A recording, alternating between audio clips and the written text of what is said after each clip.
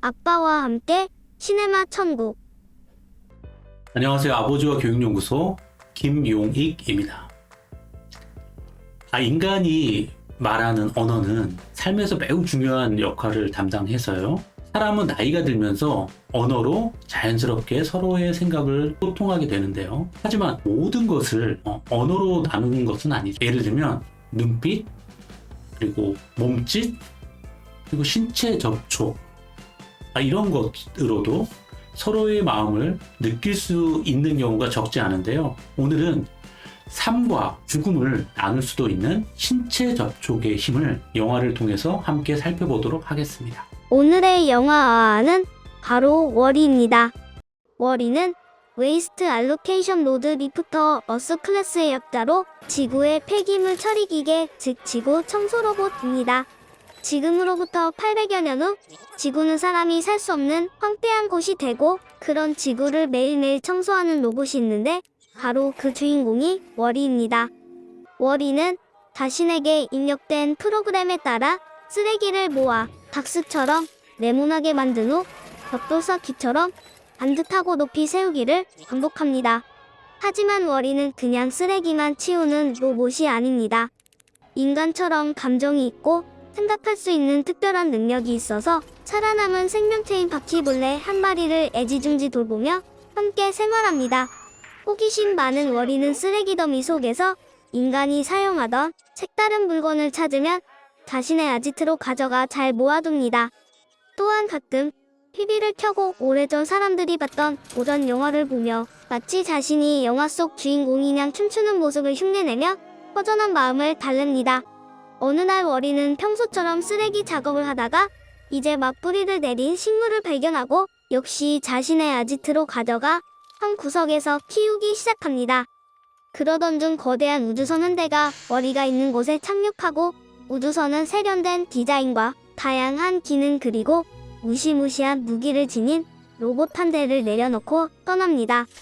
이 첨단 로봇은 쓰레기로 뒤덮인 지구 이곳저곳을 다니며 탐색을 시작하고, 호기심 많은 월이는 몰래 그 로봇을 쫓아다니다 결국 들키게 됩니다.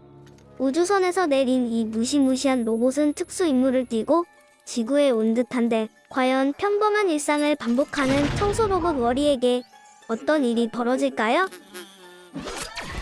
영화 원리는 암담한 미래에 대한 상상을 근간으로 하고 있지만, 지구를 망가뜨린 인간의 탐욕과 달리 청소 로봇 원리는 아주 귀엽고 또 정겨워 보이는데요. 원리가 할 수 있는 말은 오직 이브라는 말 한마디지만, 그의 섬세한 표정, 그리고 작은 몸짓, 그리고 배려가 담긴 행동을 보면 이브에 대한 애틋함을 충분히 짐작할 수 있는데요.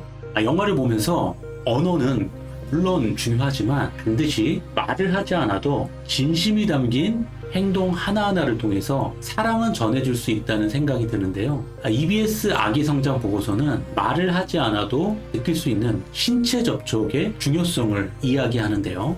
해리 추거니 박사는 피부와 뇌는 신경회로로 촘촘히 연결되어 있어서 피부의 자극은 뇌로 잘 전달되는데, 이러한 이유 때문에 피부를 제2의 뇌라고 말을 합니다. 이를 잘 증명하는 사례로 캥거루 케어를 들 수 있는데요. 미승아가 태어났을 때 일정 기간 엄마의 배 위에 아이를 올려놓고요, 쓰다듬고 또 말을 거는 등 신체적인 접촉과 그다음에 정서적 교감을 높이는 치료법입니다. 처음 이 방법을 시작한 곳은 남미의 콜롬비아에 있는 병원이었는데요. 당시 미숙아를 보호할 수 있는 인큐베이터 이 개수가 적고, 반대로 미숙아는 굉장히 많았던 그런 안타까운 상황이었는데요. 그런 어쩔 수 없는 상황에서 엄마가 할 수 있는 일은 최선의 방법을 찾아서 시도했던 것이 바로 캥거루 케어인데요. 삶과 그리고 죽음의 기로에선 자식에 대한 엄마의 간절함이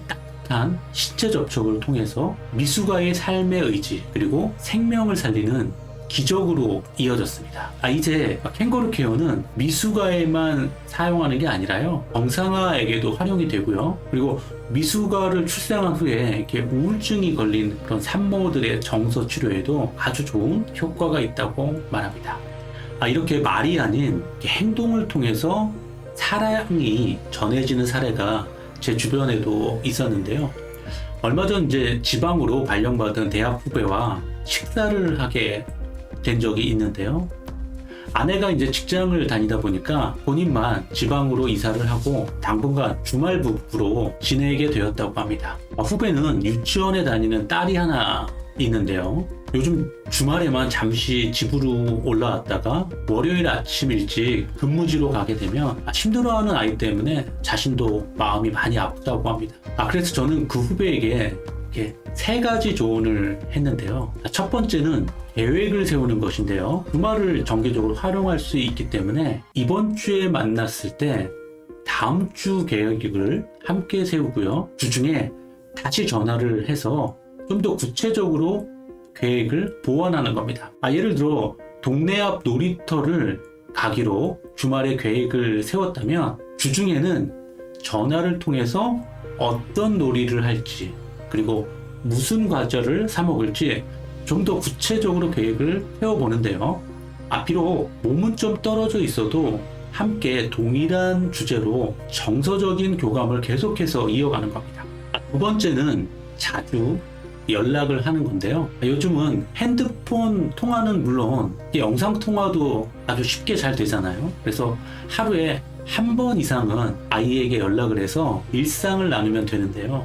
자녀와 이야기를 할 때 특별한 이야기를 나누는 게 아니라요. 오늘은 어떤 점심을 먹고 친구와 어떤 놀이를 해 이런 것처럼 자녀가 관심 있는 그런 주제로 이야기를 자연스럽게 나누어 보는 겁니다. 세 번째는 아내에 대한 배려인데요.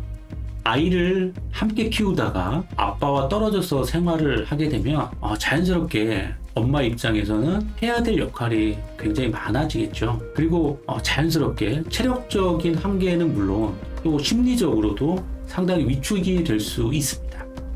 이럴 때 엄마의 마음을 이해하고 또 격려하는 것은 물론 주중에 아이를 담당했던 그런 역할에서 조금 벗어나서요.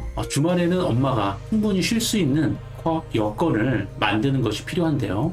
이 후배의 경우 당분간은 가족과 떨어져서 생활을 할 수밖에 없겠지만 지금과 같은 아빠의 노력을 통해서 아이는 물론 엄마도 여전히 아빠로부터 사랑받고 있다는 것을 아빠의 눈빛 그리고 목소리 또한 행동을 통해서 충분히 느낄 수 있을 겁니다. 원리와 이부처럼 말이죠.